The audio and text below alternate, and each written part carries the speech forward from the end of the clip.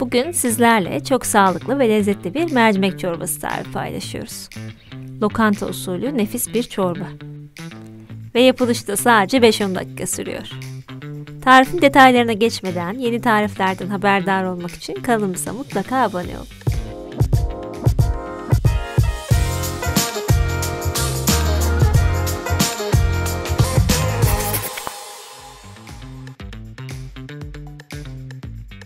Orta boy bir tencereye biraz sıvı yağ ekliyoruz. Üzerine de yıkayıp süzdüğümüz kırmızı mercimekleri aktarıp orta ateşte kavuruyoruz. Kontrollü bir şekilde ve ara ara da karıştırarak.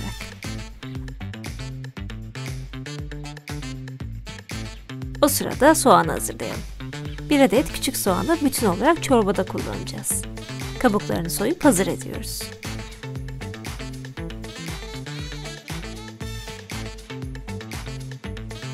Mercimekleri de bir yandan karıştırarak kavurmayı ihmal etmiyoruz. Kavruldukça gördüğünüz gibi rengi açılıyor. Hepsi bu şekilde renk değiştirmeye başladığı anda üzerine suyu ekliyoruz.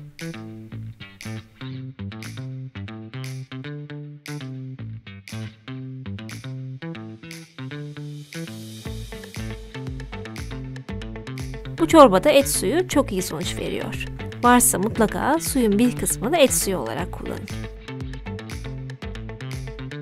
Bir soğanı da bütün olarak içine atıyoruz.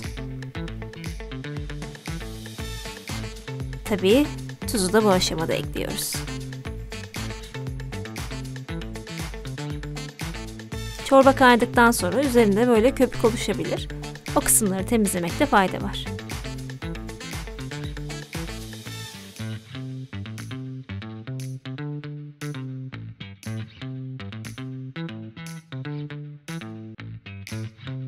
Mercimekler pişince bütün soğanı içinden çıkartıp çorbayı blenderdan geçiriyoruz.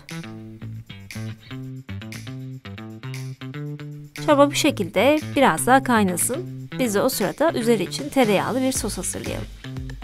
1 kaşık kadar tereyağını sos tavasına aktarıyoruz.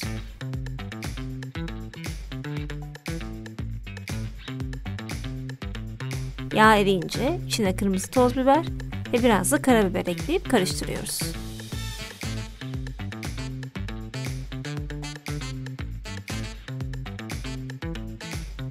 Mis gibi çorbamız hazır. Servis edebiliriz.